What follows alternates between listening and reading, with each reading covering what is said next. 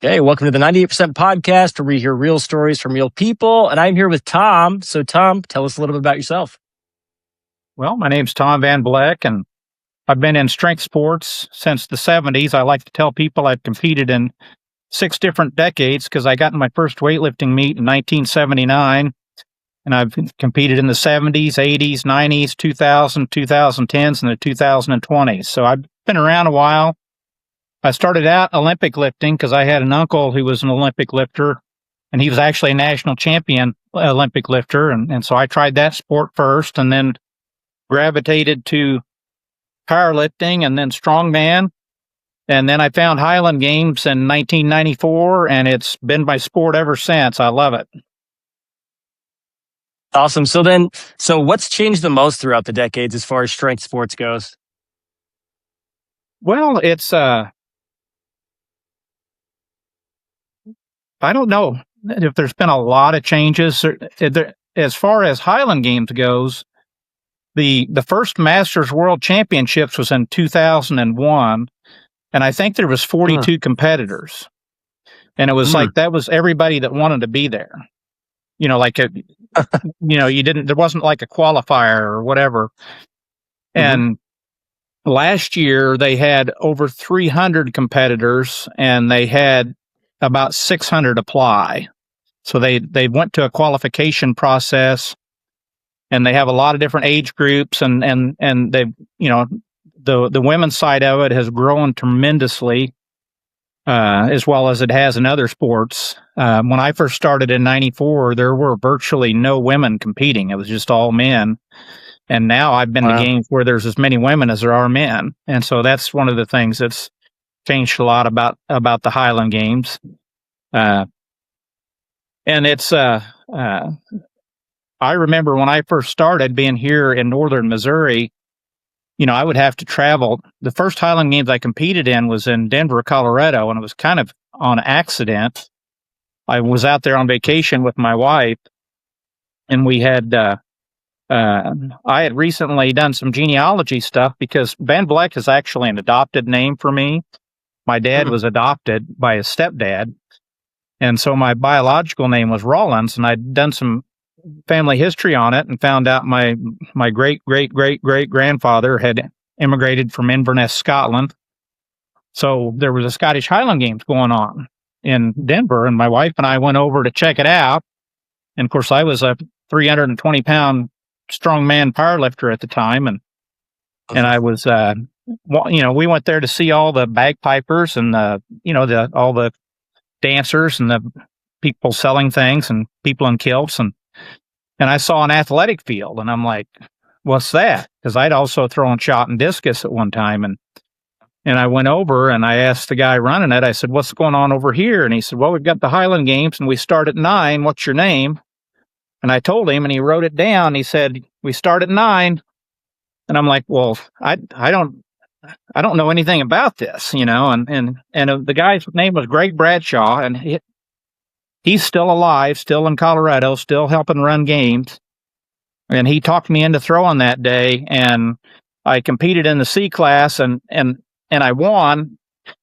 So I thought I was a natural, so I'm like, okay, I like this sport. There was 14 competitors in the C class that day. And so I got involved, and I didn't go to another games for a year, and I had to go to Estes Park, Colorado, because there was just nothing in the Midwest. Chicago and then Denver was where the games were, and so I went to Estes Park, and I went to the B class because I'm going, I'm working my way up, how guys like to do, and I got 12th out of 16 throwers at that games, and I realized that perhaps I wasn't the natural that I thought I was. I'm going to have to practice this stuff because I just went and threw, and tried to rely on my strength. And so I started making the weights myself because back then nobody was selling them, like there was just, and I think there was a Malcolm Doing out east that sold some weights. And so I started making my own weights, and I just slowly started buying stuff, and getting more and more involved. And then in 1999, I started my own Highland Games up here in Kirksville that I've run ever since. And I actually now run 2 games a year up here. I know I'm kind of jumping around a little bit, but you asked one of the things that's changed a lot. Well, now there's games all over the Midwest that you can go to. It's good and it's kind of bad in that sometimes it dilutes the number of throwers that, you get some of them like Chip wants to go to every single games, Chip Sloan, Yeah. and some of the newer guys. And, but there's so many to go to now. And I think that's a great thing. And, I just remember taking some crazy road trips back in the day, and just to go compete. And I remember going to Oklahoma City and throwing and getting home at 4 a.m. and then getting up and going to work at 8. And so that's one of the things that I've seen a lot of. There's just a lot more games, a lot more competitors. Sports growing a lot, and I think that's a good thing. Yeah, that's awesome. That's cool. And yeah, I didn't even find out about it until, what was it? I guess a couple of years ago, 2 years ago. Yeah, just happened to be at the Ren Fest, and Chip was there throwing at the Ren Fest for fun. And that's kind of how I got into it. Chip, he talked everybody to it. Although at that time, now that I think about it, at that time, he was actually pretty introverted. I just remember him being really nice. And we ended up linking up somewhere on social media. And then after that, it just turned into a whole thing. It was awesome. Had him on the podcast, and then did the Highland Games, and it's been awesome. I really enjoy it. Yeah, he's been my number one recruiter as of late, because he's really gotten into the sport, and and he gives me a lot of credit. I don't know if it's really deserved completely, but I did get him. He was my games was his first games, and he would come up and throw with me, and he was just very enthusiastic, and it was great for me, having thrown for a long time. Sometimes your enthusiasm kind of wanes a little bit, and so when you've got a guy coming up who needs some help, and you get out there and help him, and then he's been getting a lot of people to come out and throw at my games too, and that's what I've always kind of been. And you talked about how things have changed. One of the things that when I first started, sometimes it was hard to get into games because guys didn't want competition. Like, they would go and win this particular games every year, and they didn't want to get a bunch of guys in that could potentially beat them, and so I remember getting advice from some of the throwers, and then realizing later they were like trying to mess me up, and so what I've noticed now is people are a lot more helpful. They'll encourage people, and I kind of feel like that my generation that started in the 90s, me and like Chad Ullum and Al Myers and guys like that in the Midwest, that we kind of created that atmosphere, sportsmanship. And I've been a member of HASA since it started. I was one of the founding members of it, and they've got that sportsman's prayer that they read before every games. And it's just about being a good sport, and, cheering, doing your best, but if you lose, cheer for the winner. And that's something I've seen change a lot, and I like it. And I mean, it wasn't terrible back in the day, but there was some guys who, because there's some of these games that would give people a little bit of money to come and compete, and kind of put on a show, and they didn't want to lose that, Yeah. So, but I'd say that's the first thing I noticed, actually, was the community around Highland Games is I mean, it's unlike anything any sport I've done. It's like everybody cheers everybody on. Everybody's giving each other advice. There's really no egos, it seems like, for the most part there. People just compete and help out. And I think it was probably most apparent, actually, at these last games, just St. Louis just last weekend. For some reason, the vibe and atmosphere there, just everybody was so like cheering everybody on. Everybody was helping one another.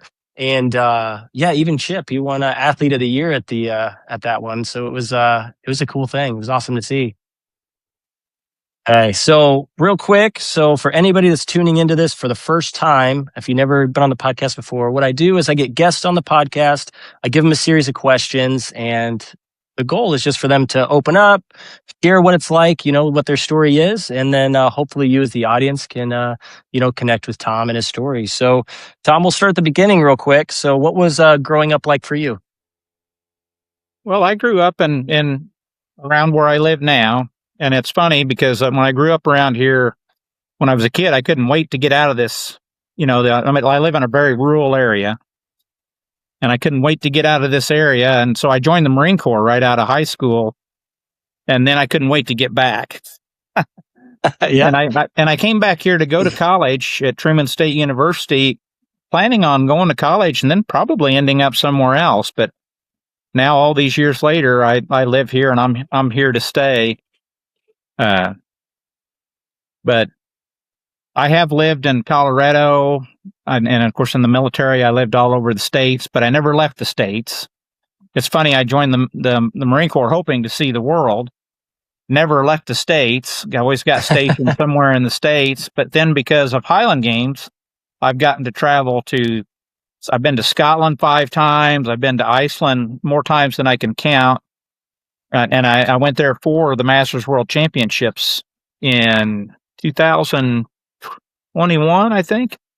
Or I can't remember now, but it was in Iceland, and then I've been to Norway 5 times. I'm going again this year, and it's and every year I try to find games I've never been to and make a weekend trip out of it, just to travel to somewhere different, meet some new friends, do some stuff like that. So then, it seemed like you were in a lot of strength sports, growing up. So when you were a kid, what got you into strength sports? What was like your influence there? Well, so I like I said, I had an uncle who was a national champion Olympic lifter, and my uncle Wayne Jackson, and I had another uncle named Phil Jackson, and they were kind of my, I'll say, yin and yang when I was growing up.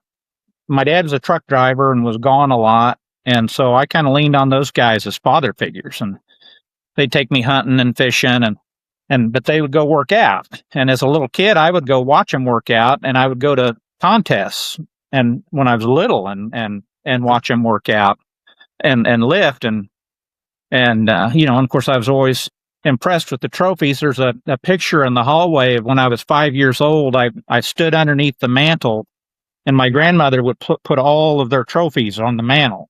And so the mantle was just covered in trophies and medals and from weightlifting contests. And I told my grandma to take my picture because someday I was going to have my own trophies. And so at 5 years old, I was like, I had this kind of, I don't know if you'd call it a destiny or what, to get into strength sports. And I have a very vivid memory when I was about 8 years old. My Uncle Wayne I went by to see him because I just loved hanging around with him. And he would take me hunting and arrowhead hunting and going out hiking and stuff. And I stopped by to see him, and my grandma said, "Oh, he's out in the gym." And so I went out there, and he had loaded up about 1,200 pounds on an Olympic bar. And he was so his favorite lift was the press, the clean and press. It used to be an Olympic lift up until 1972. A lot of people don't know that. There used to be the snatch, the clean and jerk, and the clean and press. And the clean and press was his favorite lift. And he actually still has the state record at 365 pounds when they dropped that lift, because nobody can beat it now. And so he had loaded up about 1,200 pounds and he was like, had it in a front squat position, and he would dip and drive, because that was the movement you had to do to get the press going. And I just was standing there, and it was just like, he was around 350 pounds, about 5'10", and it just was like, looked amazing to a little kid watching this weight just bounce, and I'm like, that's what I want to do. I want to do that.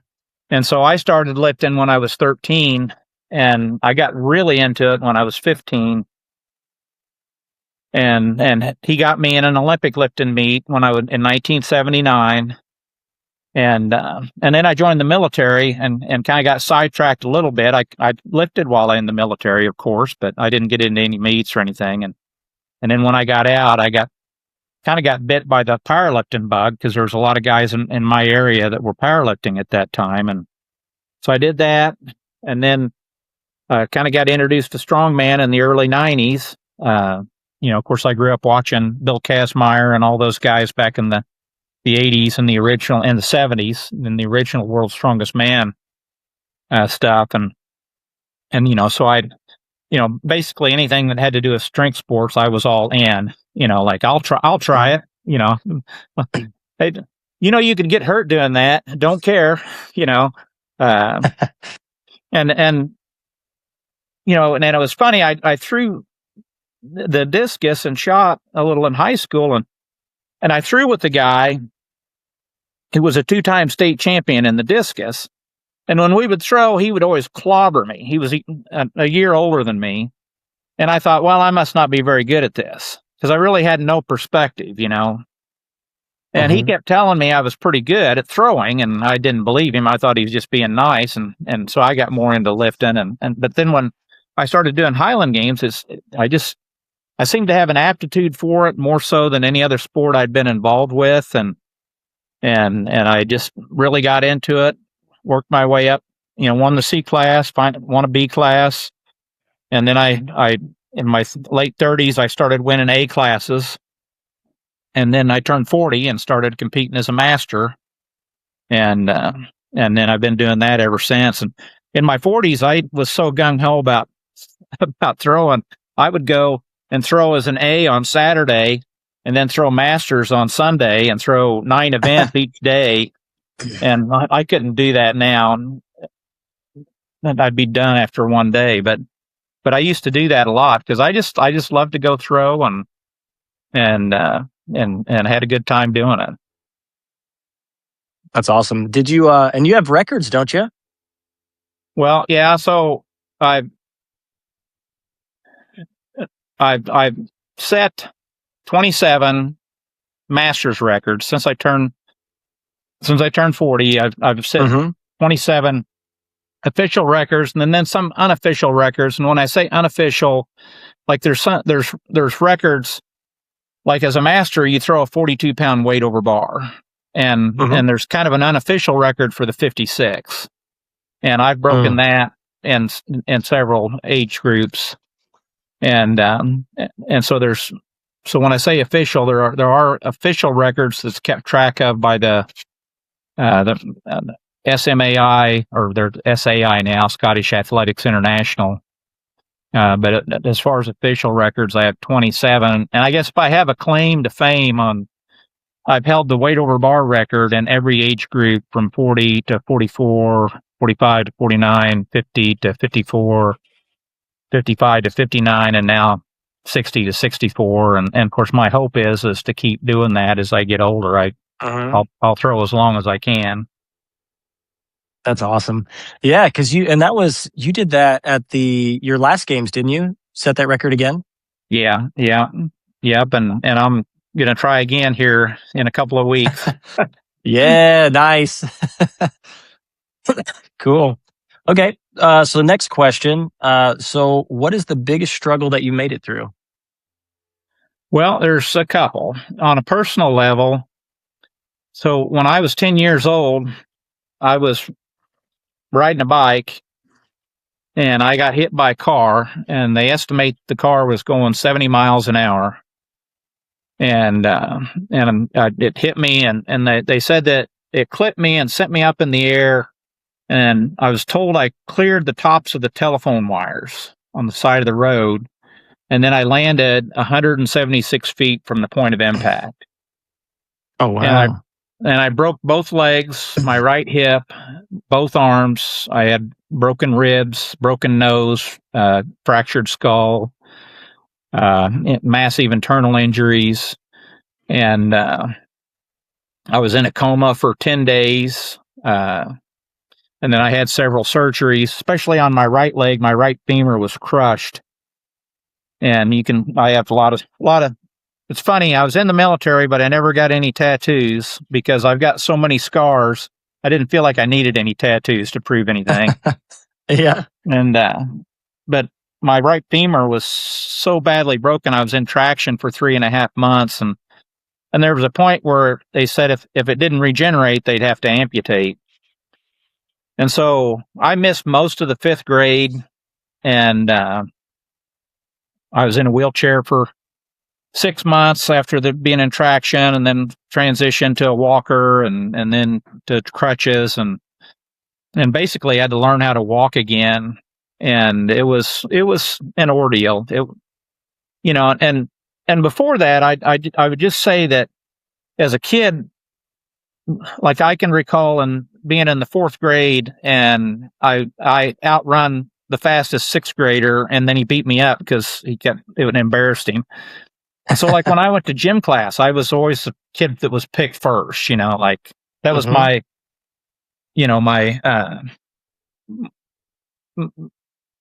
my thing. If I had a thing, and that, I was one of the best athletes. And then after that, I remember the first time I went back to school, and I was participating in a gym class, and I had a pretty bad limp, but it was about a year later, and they picked teams for something, and I got picked last, and I was like, wow, and it was my Uncle Wayne that got me. He said, come to the gym and work out, and we'll,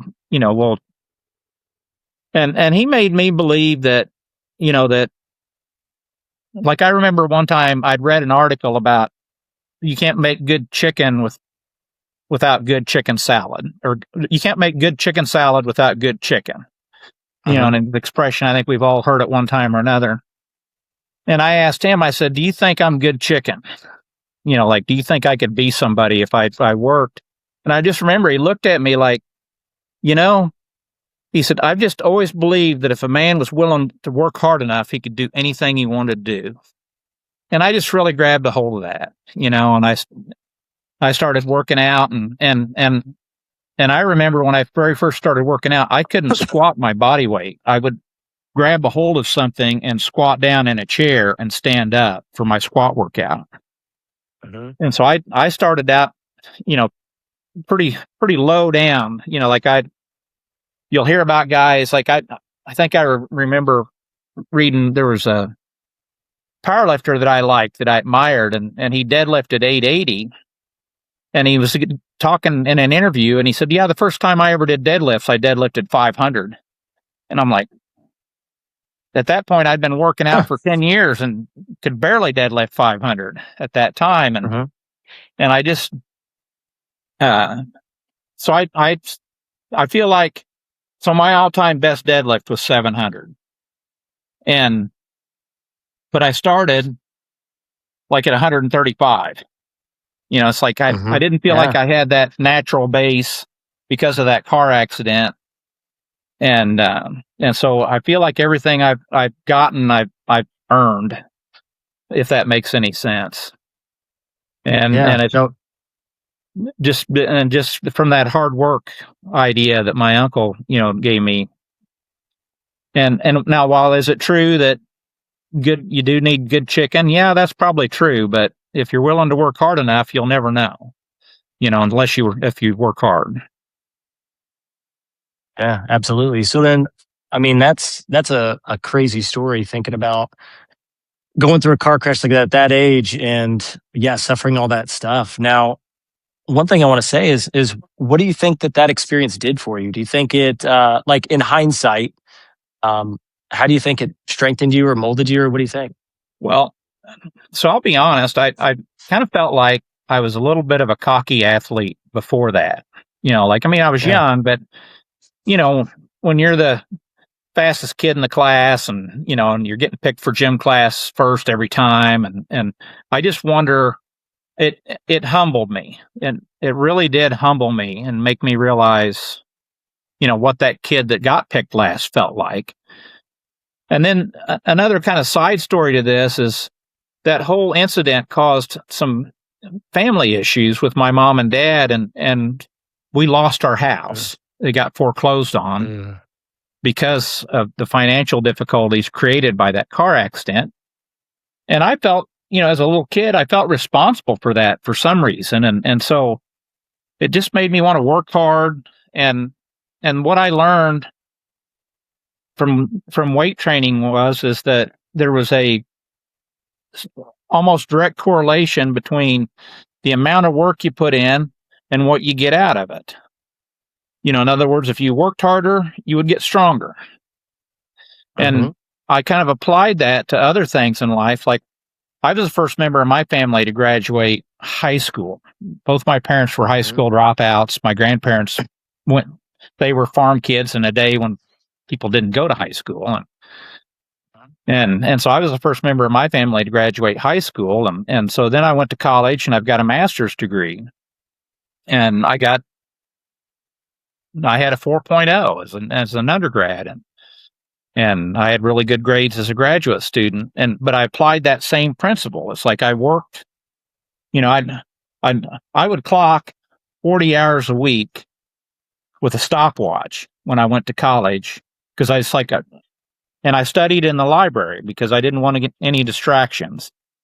And so I just kind of kept applying that same principle. Like, I wasn't naturally super smart. I mean, I'd like to think I'm a fairly smart guy, but I applied those principles that I learned from that car accident, that recovering from it, that if I wanted to have success, I had to work to get it. And so that's what I got out of that. Now, there was a second incident that's been a pretty life-changing for me. And full disclosure, I'm a Christian. I was raised a Christian, and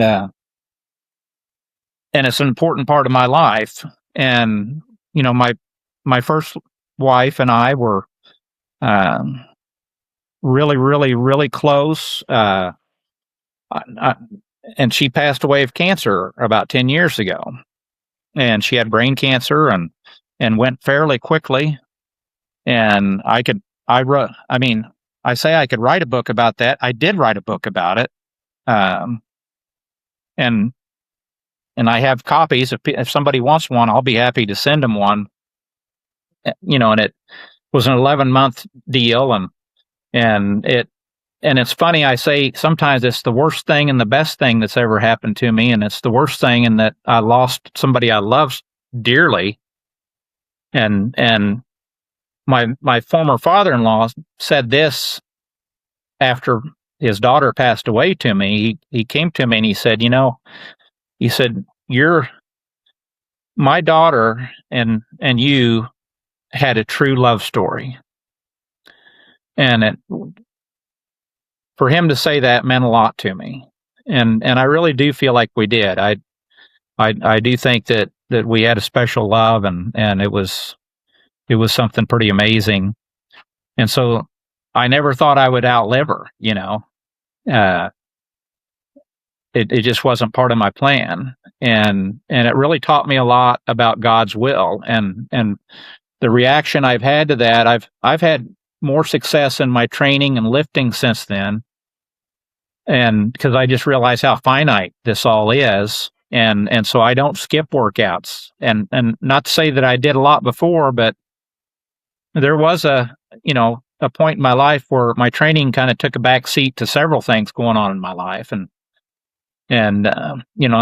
since then I've written a couple of books, and I feel like I've accomplished a lot the last 10 years because I've just realized how little time we all really have. And then, I have remarried, and I have a wonderful wife now, and she's very understanding of what I had with Kelly.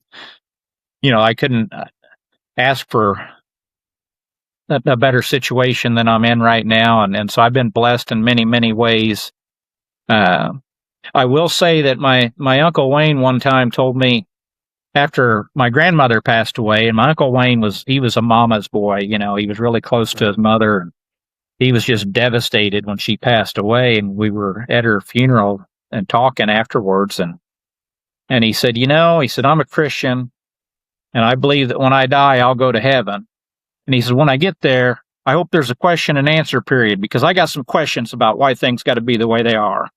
And I probably have that same thing too. I don't understand why Kelly had to die at such a relatively young age, and there's other things that's happened in my life that I don't understand, but I do understand God's will, and I do have faith, and so those are the two primary incidents that on one level is the worst thing that could happen, but on this, my reaction to it has made him the best thing that could happen, if that makes any sense.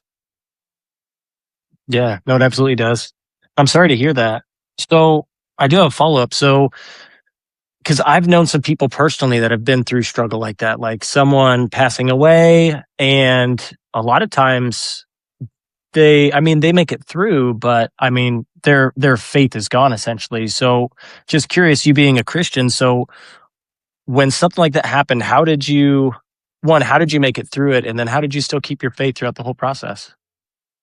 Well, so, I grew up in a Christian family, and I had a lot of role models that and my grandfather was one of them, and he was a weightlifter too. He started the Jackson Weightlifting Club that I still kind of keep going in 1928 with some family members, and then he got my uncles into it, and then they got me into it, and it's had some different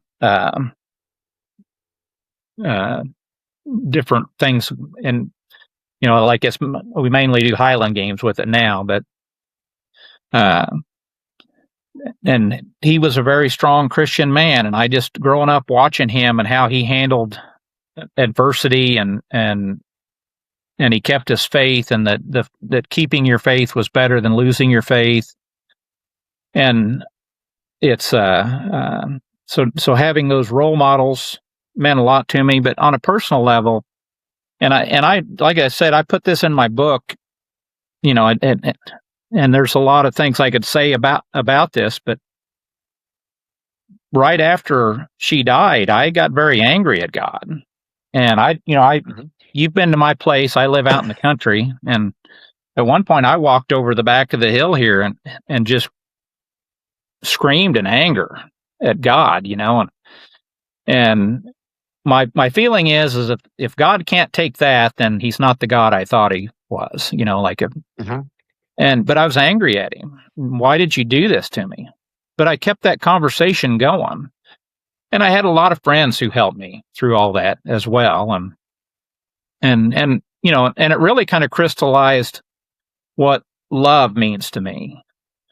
And because I think when you say that you love somebody more than you love somebody else, what you're really saying is you like them more.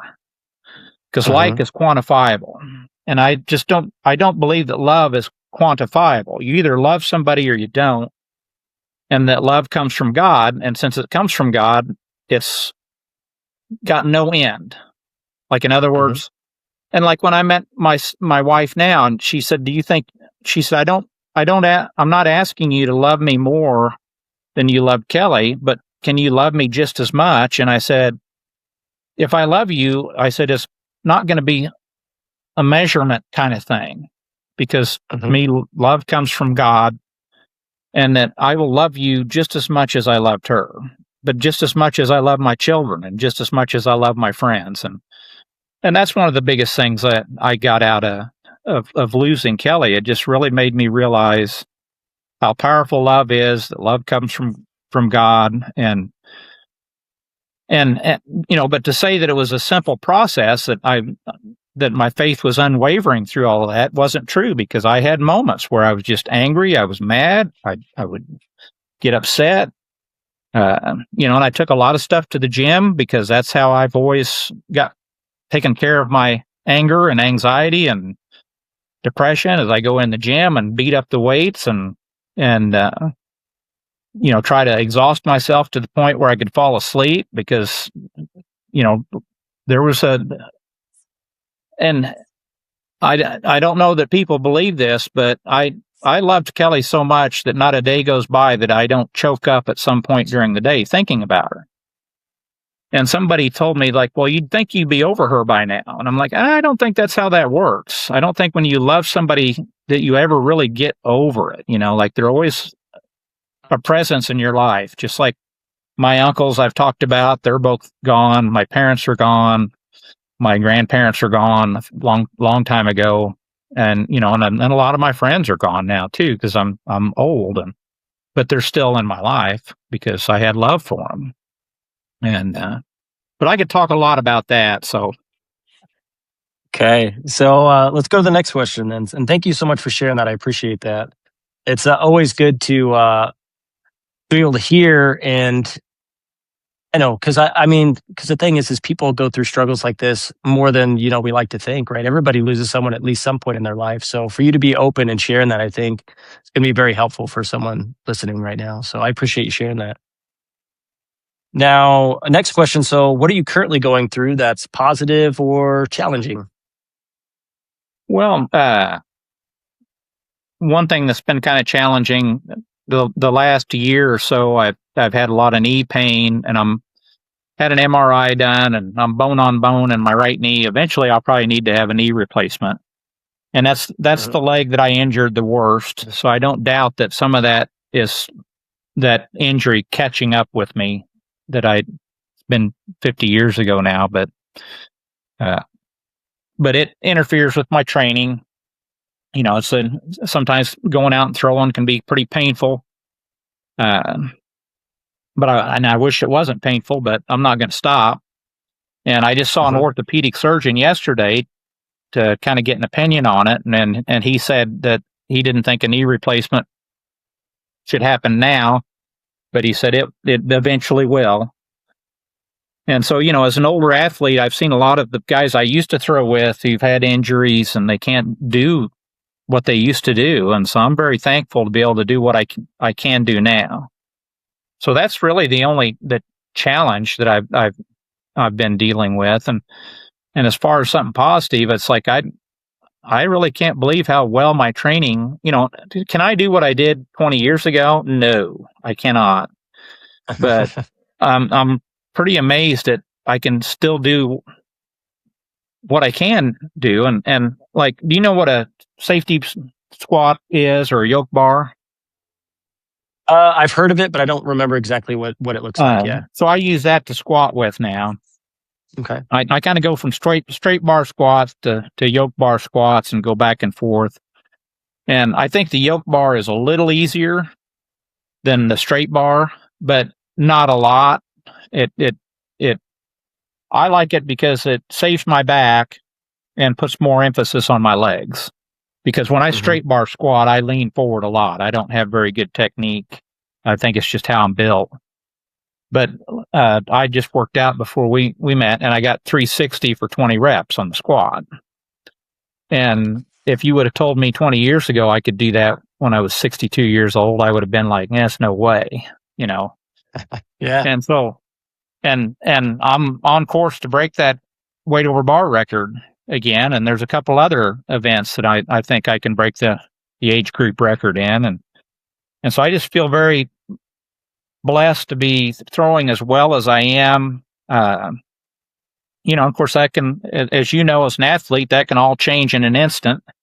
And but for right now, I'm throwing very well. I'm pretty happy with that. And as far as being at a personal place in my life, we've all got struggles that we're constantly dealing with, but I just feel like that my faith is at a point where I was made bulletproof by what I went through with Kelly. And it was, I'll tell you something weird about that happened when we were having a conversation there. So she had surgery, and for 6 months, it was like she was 20 years younger. And I'm very thankful for that. We took some trips that, because she was feeling the effects of that tumor for years before we found out about it. And whenever she had the surgery, it was like it removed the pressure that was on her brain. They removed the tumor. But they said, we won't get all of it. It'll come back, and it did.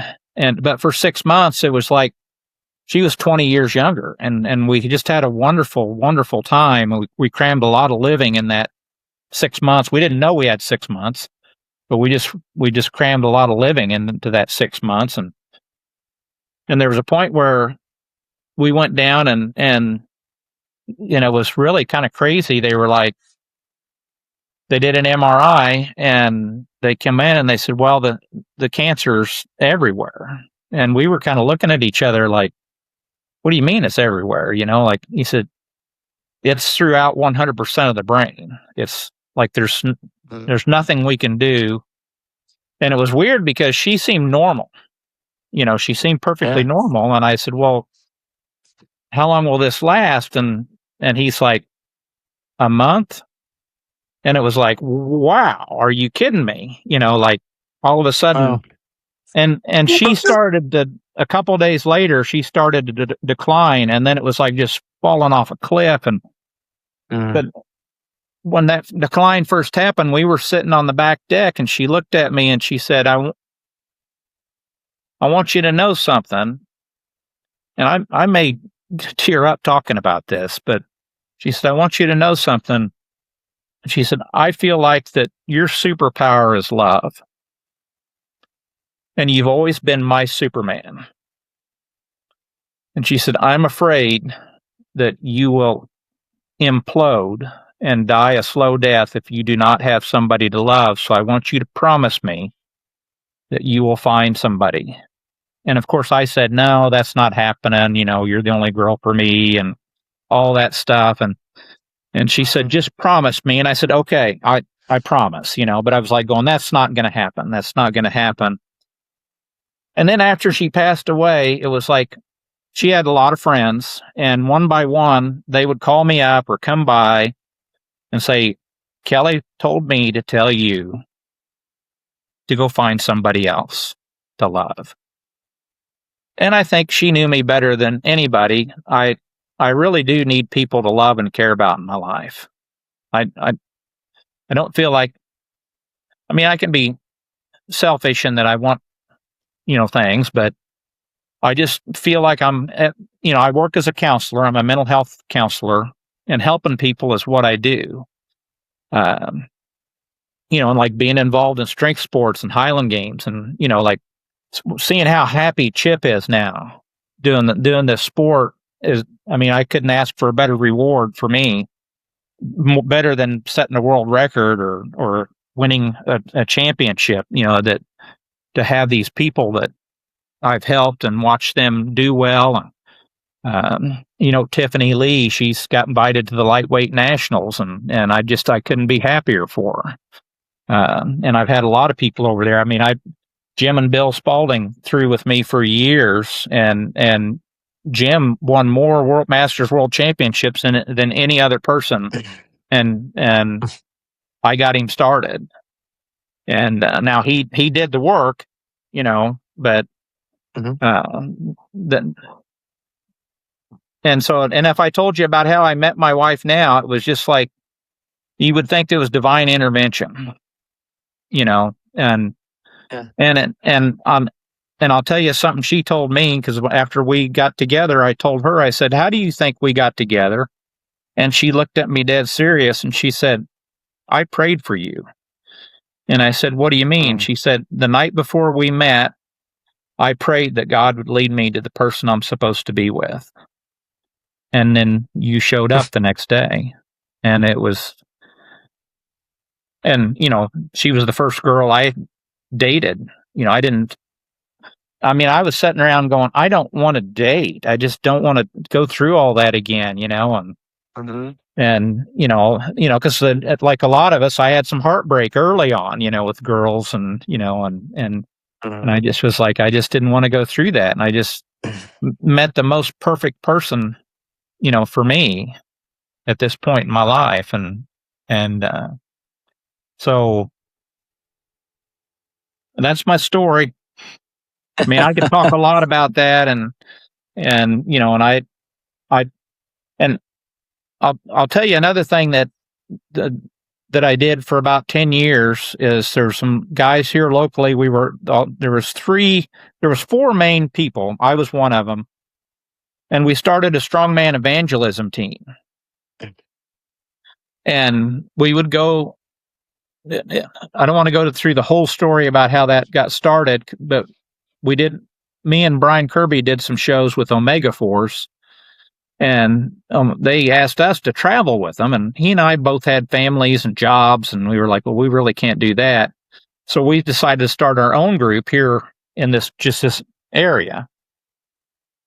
And in 10 years, we did about 250 shows, and I'd estimate around 25,000 spectators.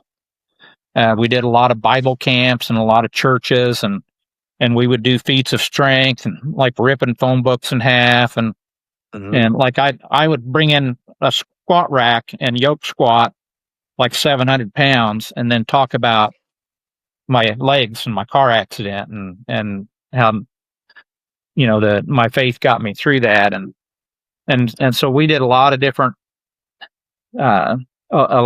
things, but for 10 years we did about 250 shows, like I said, and it was an honor for me because we were going to come up with a name for our group, and Brian Kirby and his brother Brett were two of the other guys, and they were like, Tom, let's call it the Jackson Weightlifting Club. That's your uncle's old club, like because they knew them, they were Christian men, and they said, we can't think of a better name, and so we called it the Jackson Weightlifting Club, and I couldn't have been more honored by that. That was a great thing. And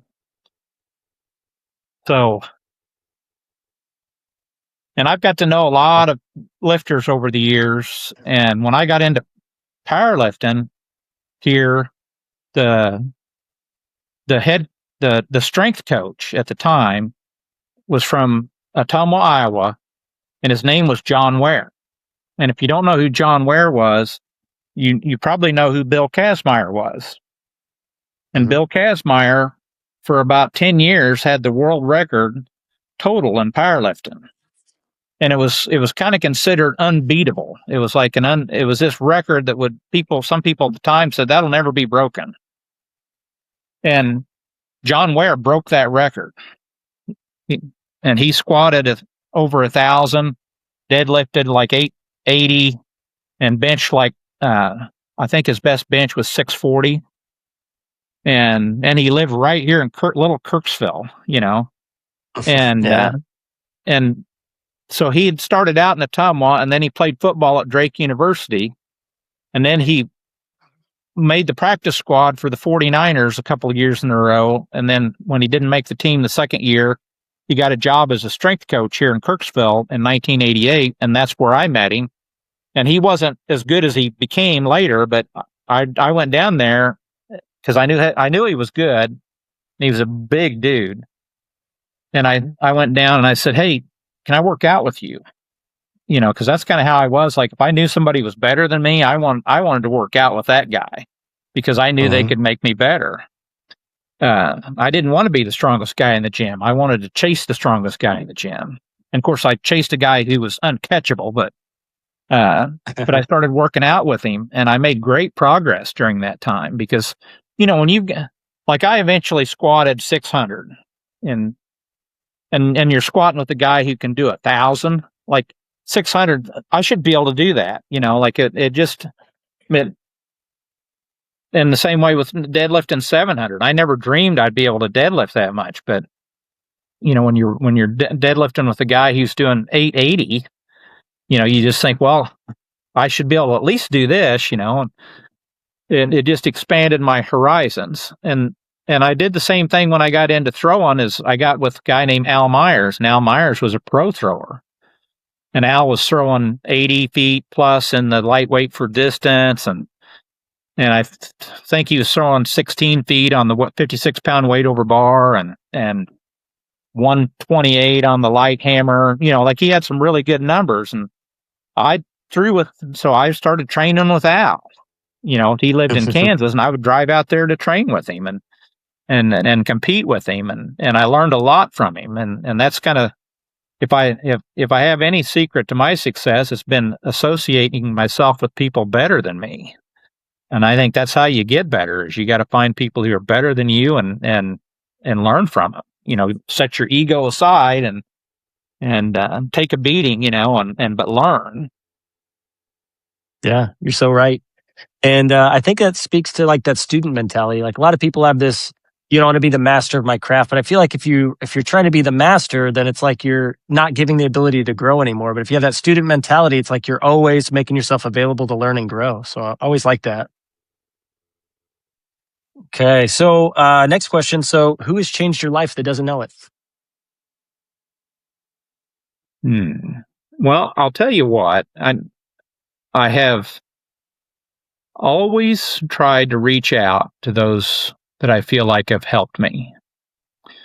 And just to give you an example, when I was in the 11th grade, I was not thinking about college, and I had a teacher who saw potential in me and encouraged me.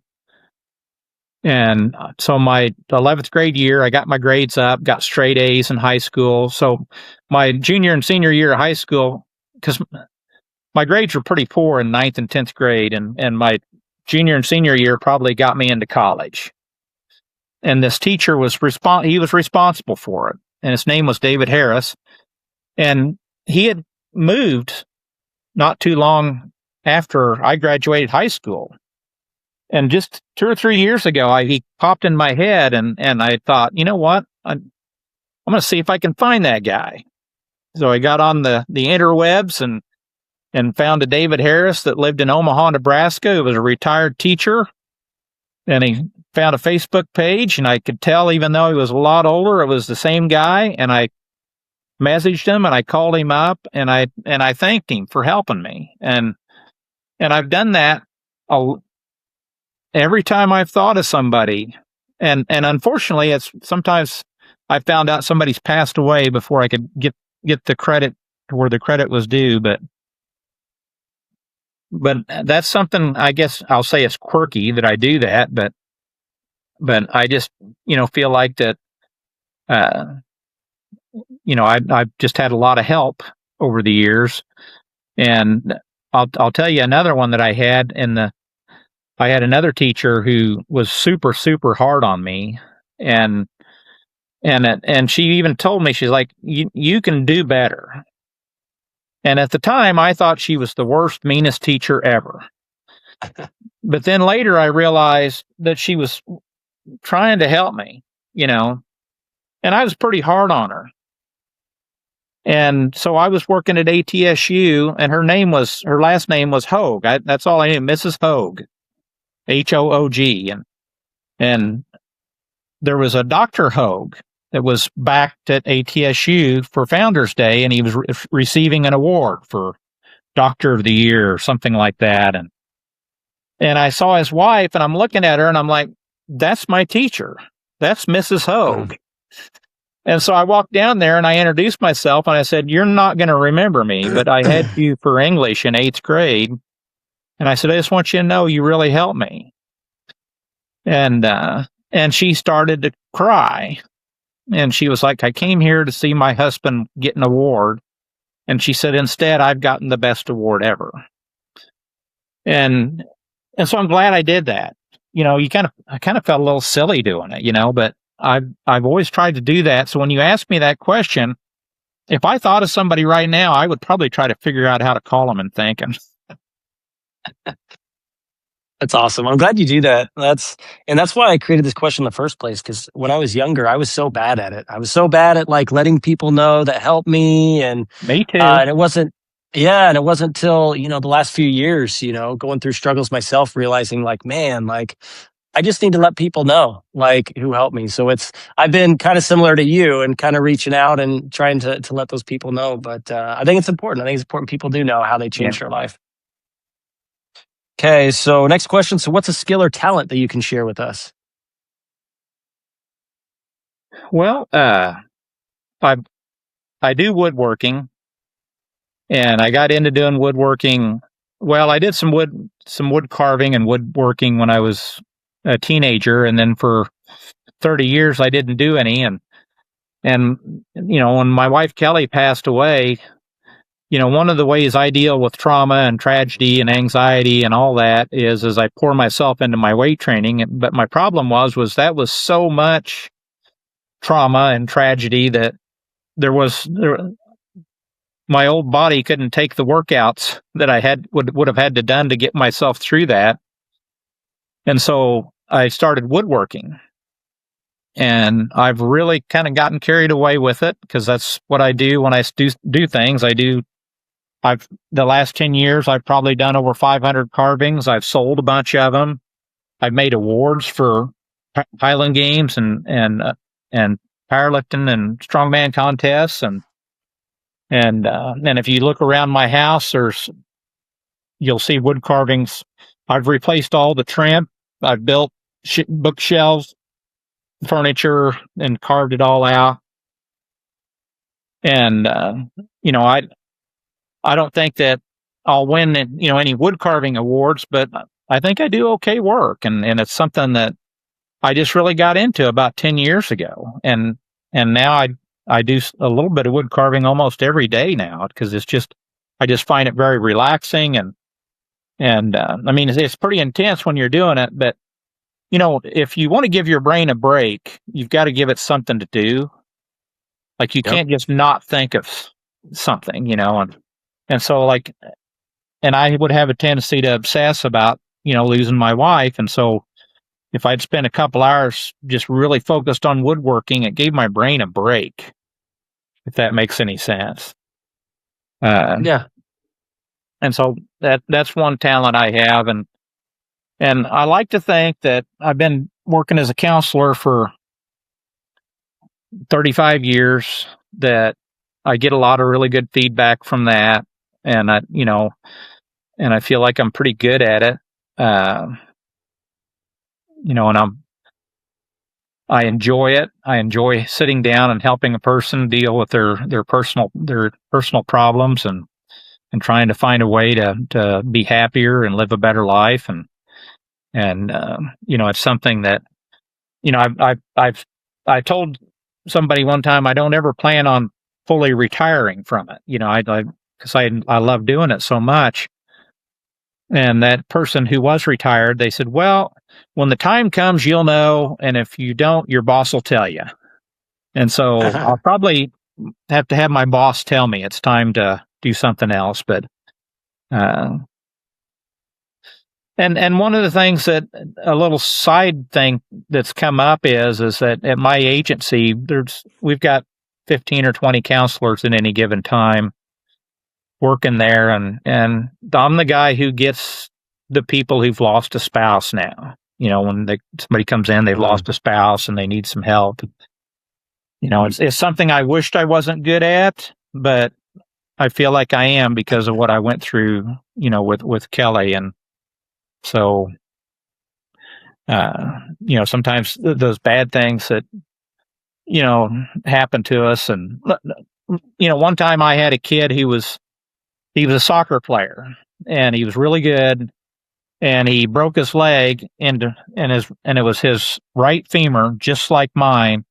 And he fractured it into pieces and he was in traction, and he was super depressed. And his dad had me talk to him, and I had to go to the hospital to see him. And I told him, I pulled up my pant leg and I showed him the scars on my leg, and my break was worse than his. And I told him all about it. And I looked at him and I said, I've squatted 600 pounds. And I said, you'll come back from this stronger. And I said, I've had doctors x-ray my right femur and tell me that the way it was set, it is now stronger than my left femur because of how it was broken and reset. It looks like a jigsaw puzzle in an x-ray, but it's actually stronger because it's thicker. And, and so he ended up his senior year, they won a state championship in soccer. So, there's those bad things that happen to us can end up help us be inspirations to others. Yeah, 100%. Because especially when you go through stuff like that, and I'm sure you felt this way too, is like there's times where you just feel alone, like you're the only person going through it. And I think when you have someone that's been through the exact same thing as you, I think it gives people hope that they wouldn't have otherwise. Yeah, it was as a kid, like in hindsight, I look back and I realize I was pretty depressed, and I probably needed to have talked to a counselor at that time, but counseling wasn't as prevalent then as it is now. But Yeah. I did have family members who talked to me and loved me and gave me support, and if without them I wouldn't have made it. You know, it was uh you know, when I think there's and we stand on the shoulders of giants, you know, that we stand on the people who've come before us, and I would definitely say that's been me, and I try to be those shoulders for other people now. Yeah. Love that. And speaking of your woodworking, I got one of your trophies back here Oh, from one of the things. I did add a stain to it though, so yeah, just for fun. yeah. so I thought about so that, and I thought, no, I'm going to leave them. You know, let people do whatever they want with them. Oh, yeah, I just happen to have some leftover stain from so long ago, and it's like, you know what, that would probably look really good. So I just took it outside, stained it, and I was like, dang, this looks good. But yeah, I I liked I it. made I made they won the guy that was holding the IHGF light hammer championships in Dallas wanted me to make awards for the hammer championships. Hmm. And, you know, and so they had people flying in from all over to attend this event. And I thought, oh, what kind of an award can I make? You know, that'd be really cool for that. So I made a life size Scottish hammer out of wood and carved it. What Yeah. I didn't think of was almost everybody that won one had flown there and had to fly home. Yep. And it's like, how am I going to get this home? uh, Dang. It's the small things like that you don't think about. It's like, it makes like, that's the best award I could possibly make. That's like, oh yeah, I didn't think about that part. Whoops. Yeah. I like that. Okay. So then, next question is, let's see, what are you learning about currently that you could teach us? Well, I'm learning about how to be an old man. And, Yeah. you know, and on my grandpa, his name was Dalton Jackson, you know, and he was the original weightlifter in our family. And he would always set goals every year. And when he was 85 years old, he had prostate cancer, and it was the beginning of the year, and he was obviously not going to see the end of that year because of his cancer. Yeah. But he was writing down goals, and one of my uncles and I were like, what are you doing, Dad?" And he's like, "I'm writing down my goals for this year." And so after he got done, we walked over and looked at it, and it was like, read these books, do lift these weights, you know. So he had some goals for weightlifting, and I mean, he just had a whole bunch of goals written down. And we're like, the dude knows he's dying, you know, but yet he didn't want to give up. He still wanted to, Hmm. you know, like I'm a firm believer that there are people who commit suicide all the time that never actually kill themselves. They just quit living. Hmm.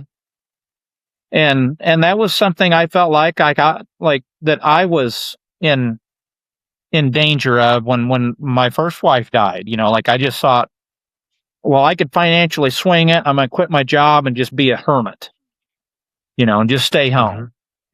Yeah. And I was like, I can't do that. I've got to keep going. And I was 52 when I started woodworking, and I've got some pretty ambitious plans with that.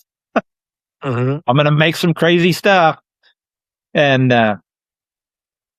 so I just don't quit learning. Don't quit trying. I have weightlifting goals. I have work goals. I have, wood carving goals. I've got trips planned, and my wife and I have talked about, she speaks fluent French, and I always wanted to speak a foreign language. And so I told her, I said, will you teach me French? And she was like, well, I would kind of like to learn Norwegian of all languages. And I said, well, then let's do it. And so now we're trying to learn Norwegian.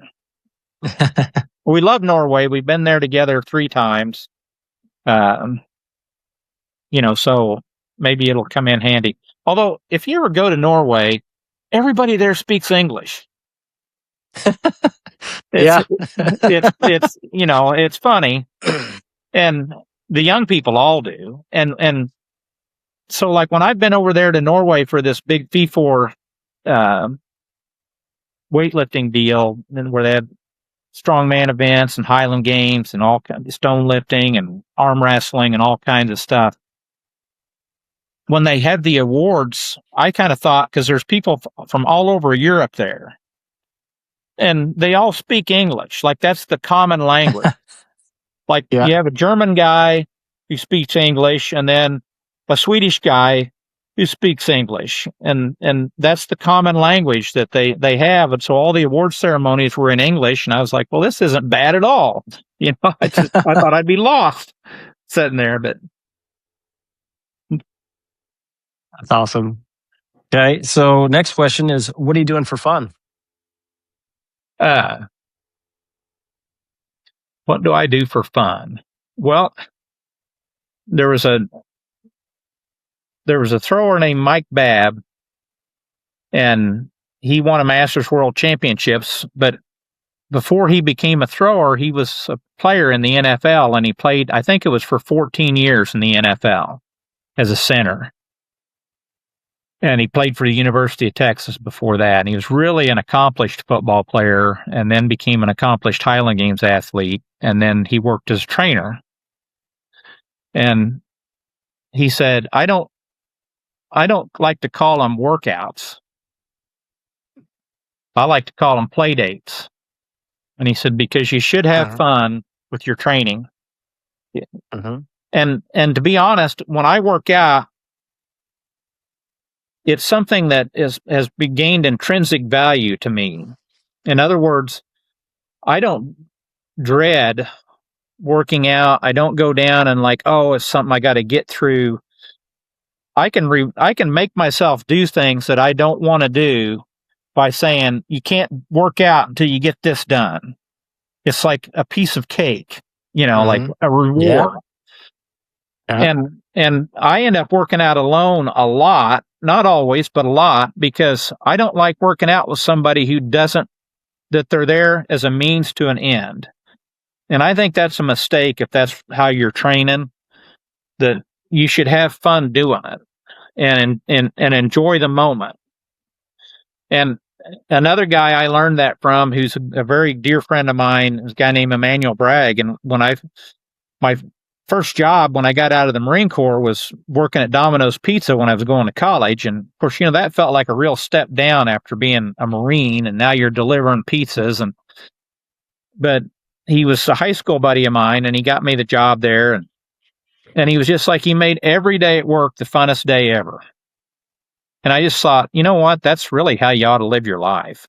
Even like everything should be made, like, he would make things into it. Like, we had to fold pizza boxes. We'd have to fold hundreds of pizza boxes every day.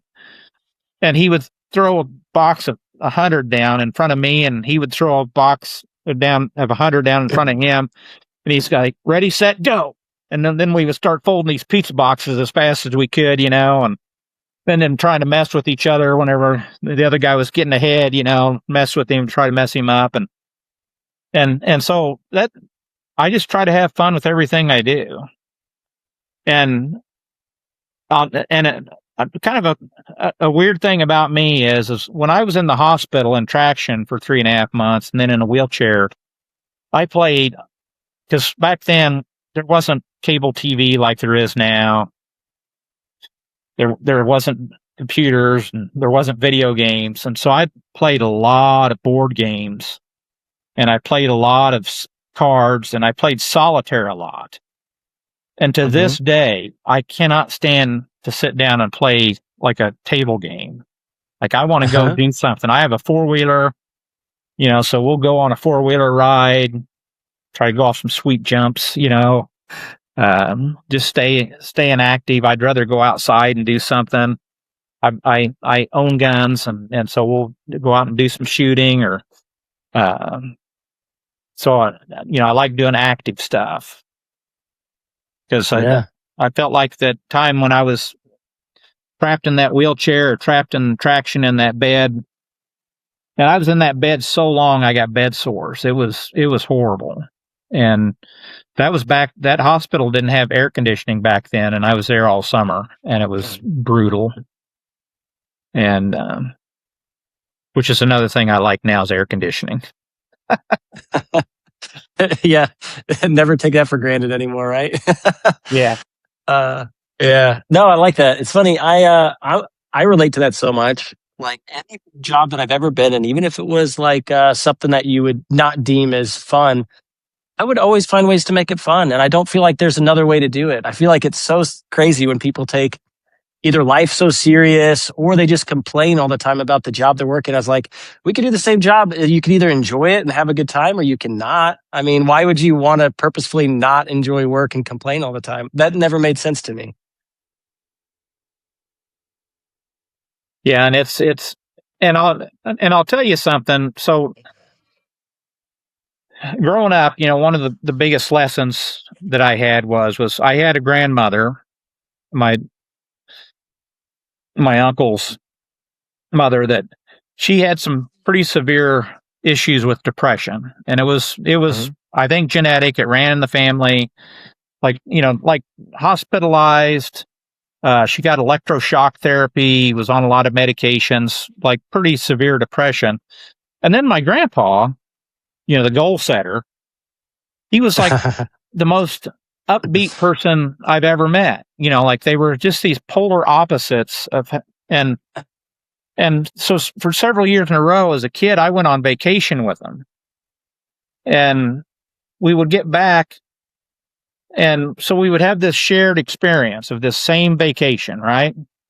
Mm-hmm. And my grandmother would have her friends come over, and they'd ask her, "Oh, Doris, how was your vacation?" And she'd say, "Oh, the first night we stayed at this hotel. It was $29 a night. It was highway robbery. $29 was a lot of money back then."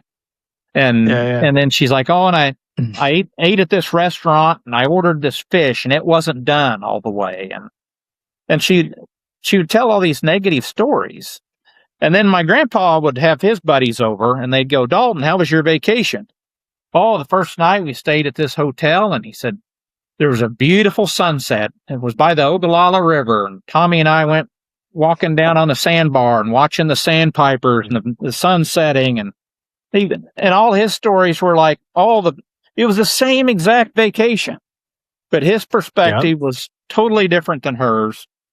And and so I thought, well, I want to be like him. Now my problem is I had that natural genetic disposition to be depressed. I really did. Like it Mm-hmm. just comes naturally to me. So I just figured out, like anything, you want to get better at it, you have to work at it.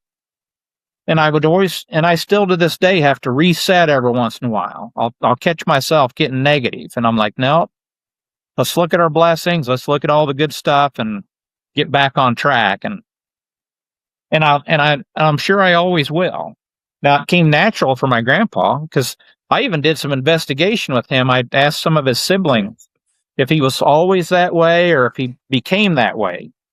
And they were like, "No, he's always been that way. He used to drive Dad crazy, because he would just be so positive about stuff." Yeah. And so, and it's something, I work with people all the time, and it's like if you work with as many depressed people and anxiety ridden people as I have, it's a depressed people tend to focus on things they can't control that's happened. Like, Mm-hmm. "Oh, I should have never married this guy," or "I should have went to college. I should have done this. I should have done that." And then anxiety ridden people are always like, "Oh, I need to do this. I need to do this. Things Mm-hmm. in the future that they have no control over." And so my thing is to get them back. What can I do right now that can make a difference? no matter how Yep. minute or minuscule it is. It's always about getting into this moment. Like, like if I wanted to squat 500 pounds, I tell people, you don't load 500 pounds on the bar and try to squat it. You load what you can handle on and do it and keep trying to add a few pounds, Yep. and build your way up to it. And I explain trauma that way. Like when people talk about, something traumatic happens to a little kid, let's say, or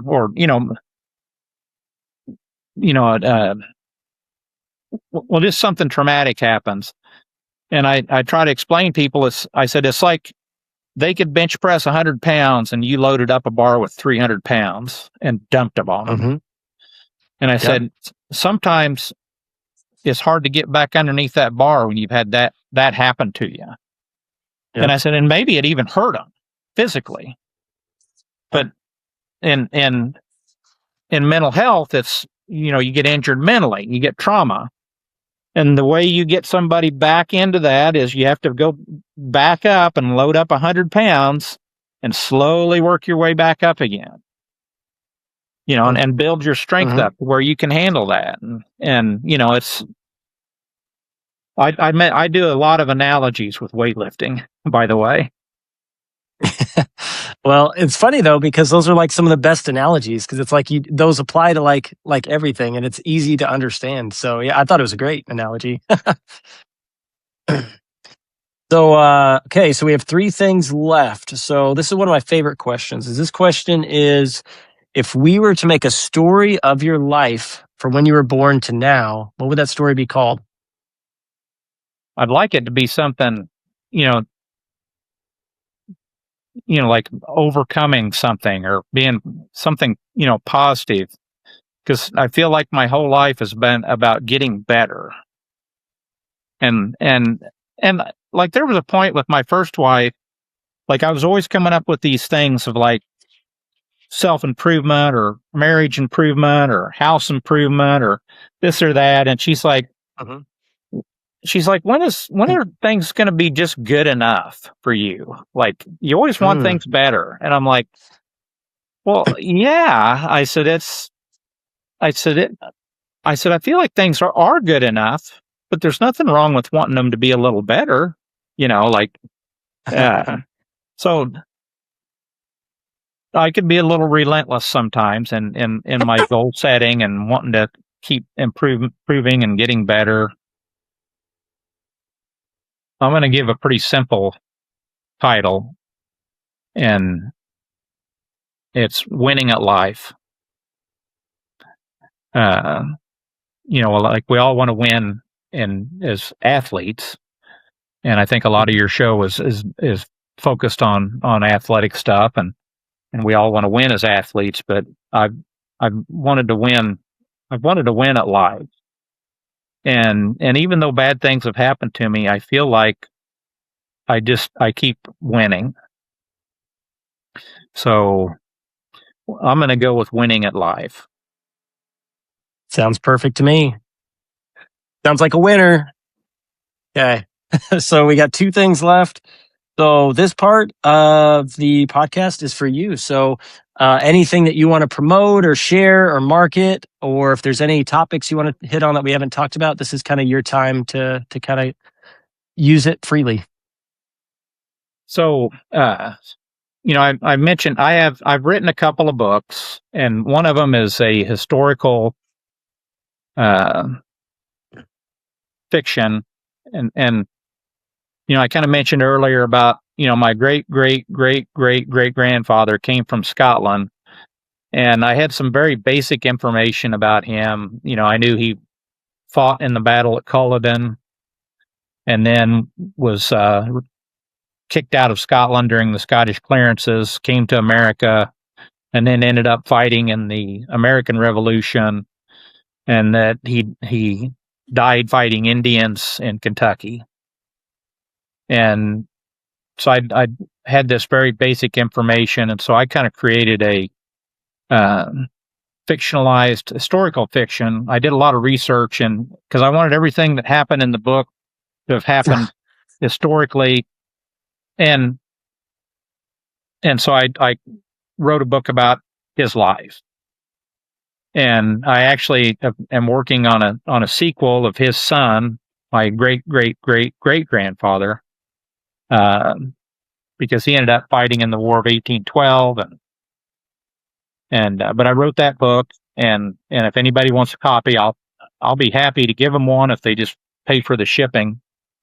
And then I wrote that book about going through the losing my wife, and it started out as it was what I hoped would be a success story, because initially the surgery was successful, and the initial prognosis was 10 to 20 years, so we're like going, okay, we maybe won't live to be 70 or 80, but she was 50 when she died, like maybe living to be 60, 65, that would be wonderful, and then that changed quickly.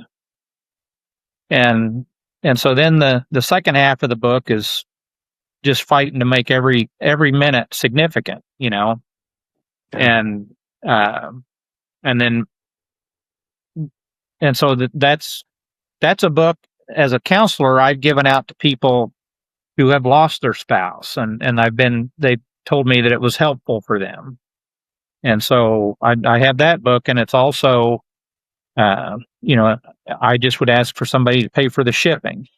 And what I've done with those books actually is if somebody wants to give me some extra money, I donate all that money to brain cancer research. So those are two things I would promote.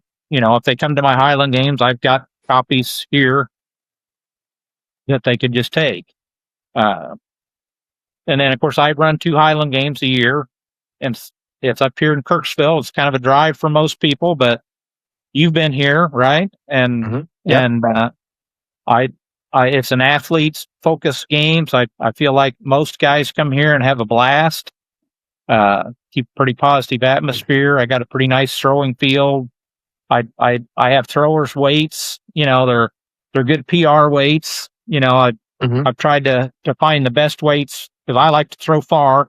And and so it's crazy to think I've had several world records set in my yard. And I have 40 acres, so it's a big yard. But I have that June 6th and October 24th. I have those things, and if somebody ever wants to come up here and just have a practice, try to get better, I feel like Chief, Weight Over Bar, and Caber, I used to, and I hope it doesn't sound like I'm being vain, but I used to be able to throw at what I would call a pro level.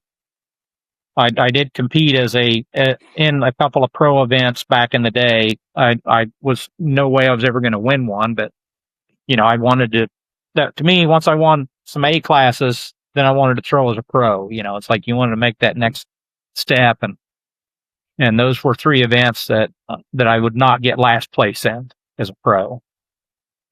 And I do what's called a spin, and I do a side sling on the standing, and it's kind of a different way to throw that. If anybody ever wants to learn how to do it, they're welcome to come out to my place. But other than that, I don't think I've got anything else that I'm trying to promote. I do my woodworking. If somebody wants something, send me a picture, and I'll tell them if I can do it or not. And then I don't try to make a ton of money off of them, but I won't do it for free unless if somebody wanted something for like a fundraiser or something like that, I would definitely do that, and I have done that. But I don't charge an arm and a leg for it because I do it. It's a hobby. It's definitely a hobby. But so that'd be the other thing that I would say that somebody they had an interest in, they could contact me about. So okay. So where do they find you? Where do they contact you? Well, my email address is ThomVanVleck 1 1 So it's my name with the number 1 at the end and at gmail.com. And my phone number, and I don't mind giving it out because the great thing about cell phones is if you don't like somebody, you can block their number. There you go. It's 660-341-1755. And my address is 23958 Morgan Road, Green Top, Missouri. And that's where the games will be if they have an interest in coming to that. But I do ask people, let me know. I don't have an official entry form or website that I have people enter on, but I do ask that they let me know so I can make sure I have enough judges and stuff, to have the field set up for as many athletes as I'm going to have. Because I'd like to throw too, and if I get too many athletes, I'm going to have to judge. Oh, that's awful. Yeah. Okay, cool. Awesome. So this is the last question on the podcast, and it's always a fun one, is what we do is I had the last guest on create a question for you, not knowing it was for you, and then I'm going to have you actually do the same and create a question for the next guest. So are you ready for your question? I'm ready for my question. Okay, so the question is, what's one piece of wisdom that someone shared with you that you wish you could share with the world? I just would like to encourage people to live in the moment and enjoy every moment to the fullest. Because if you spend too much time thinking about the past or thinking about the future, then the present will pass away faster than you can ever realize. And I'm 62, and they talk about life going fast, and it does. It really does. It's and so just live in the moment and enjoy what you got right in front of you. Okay, good answer. Okay, what question do you want to leave the next guest? So I'm gonna try to give you a 2-part question here. Okay. And the first part is if you could change one thing about yourself, what would it be? And then the second part is, then what can you do today to start making that change? And what would your answer be, Thom? Well, I try to do that all the time. That's why I thought of it is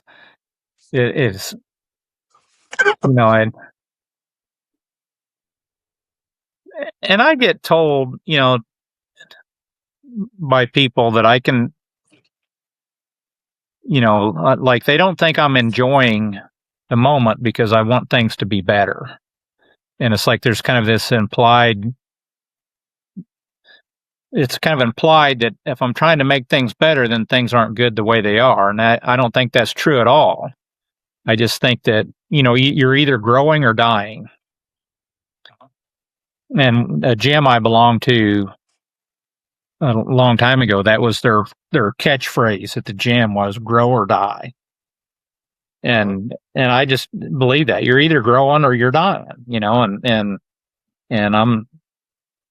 I want to be like my grandpa and be 85 years old and be dying of cancer and writing out my goals for that year, It's like I want to get better.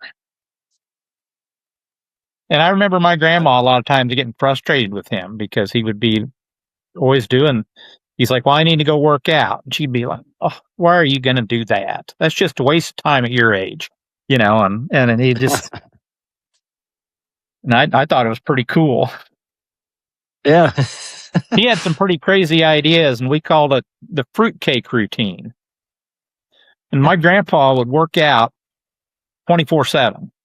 And what I mean is like if we were out shoveling snow in the driveway, he's like, okay, do 5 times this way and then 5 times this way.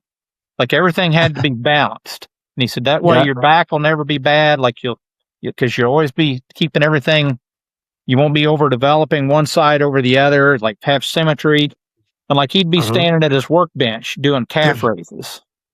And he'd be when he would be driving on vacation, he would grab the steering wheel at the bottom and do isometric curls. And then he'd grab the steering wheel at the top and do isometric deltoid races. And he was just always doing that stuff. And my grandma, I can't remember how many times she'd look at him and just shake her head, you know. But the dude was in great shape. I remember when he was 75, he came in, and he wasn't a little guy. He was about 220, 75 years old. And he came in and he was like talking about he'd been working on push-ups. And he dropped down on the floor and did 25 perfect push-ups. And then he got up and walked away. And one of my uncles was like, I don't think I could do that. You know, like they just. And I used to go with him. He used to work when I was a kid. He had 3 jobs. He'd work at a shoe factory during the day. He was a janitor of a night, and he drove a mail truck on the weekends. And so Saturday night, I would often go with him in the mail truck, and it was about an 8 to 10 hour route because he would drive from Kirksville all the way down to Jefferson City and stop at every post office along the way and pick up mail and drop mail off. And whenever he would get to a new post office, there was a built-in 10 to 15-minute window so that he could always be on time and pick up the mail when it said it was going to be picked up. You know, like you'll see on the mailboxes, they'll say mail pickup at 4:05 or whatever, you know. And so he'd have to wait till 4:05 to take the mail out. And so every time we would stop, like one stop would be jumping jacks. The next stop would be push-ups. The next stop would be jog around the block. You know, like it was just constantly, you know, exercise. And he made it so much fun as a kid. It was like, you know, it was just fun to do. And so we called it the fruitcake routine because it was a little bit of everything. And it wasn't an insult. It was a compliment because it was just like he just, you know, and the guy never maxed out because he was all about health and fitness, and he would take supplements, which another thing my grandma just thought was ridiculous. And he would take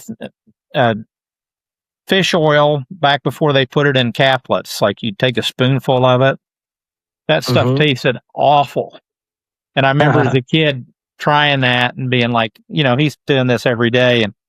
And he would get this, they called it, York made this protein, and it was called protein from the sea.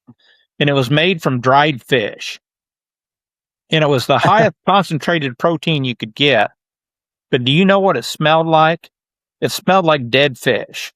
And he would mix that with milk and drink it. And I remember as a kid trying to, like, I would have friends over, and I'm like, here, come here and smell this. And they'd be, oh, it smells like dead fish. And, you know, so, but he would do all that stuff just to try to stay healthy. And unfortunately, cancer got him in the end. But before that, he was in great shape. He was just, you know, still lifting and training and doing everything. And awesome. So first, with the questions, so I just want to give you some insight. So what I like to do is I like to answer the guest questions that they make every 10 episodes. So just to let you know, I'm not going to answer it now, but I will answer your question when we get to that 10th episode. Okay. So I think we'll be episode 60. It'll be episode 60, and we'll recap all 51 through 60. So and then other than that, Thom, like, thank you so much for hopping on the podcast. I know it was long overdue. I know Chip's been bugging me since I started Highland Games that I need to get you on here. So I'm glad we finally made it happen. Well, I just am thankful that somebody's interested in what I've got to say, and hopefully I say something interesting every once in a while. But, you know, as far as strength sports and exercise and Highland Games, and it's really, you know, it started at a very young age for me, and I, you know, and my proudest things is some of the people I've gotten involved in it and watching their success. And, you know, so I don't plan on stopping anytime soon. Hopefully I'm around for doing this for a long time. I'm sure you will be. Sure you will be. So what's one thing you want to leave the audience with before we close out? start today. Just start today. You know, it's we put off things and it's there's no day like today.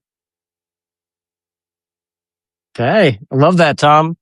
Okay. On that note, thanks again for hopping on, and I'll see you later. All right. See you in a couple weeks. Couple weeks. I'll be there. All right. See ya.